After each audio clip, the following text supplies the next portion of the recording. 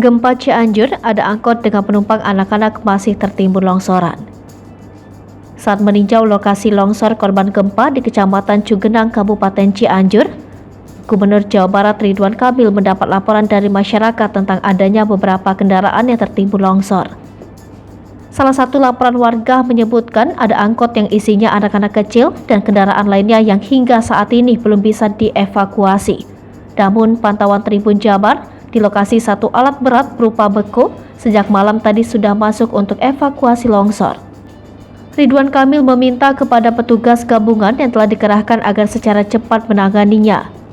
Kapolda Jawa Barat Irjen Suntana yang juga meninjau lokasi longsor meminta kepada anggotanya agar senantiasa melakukan kerja cepat dan akurat dalam evakuasi longsor maupun dalam pencarian korban.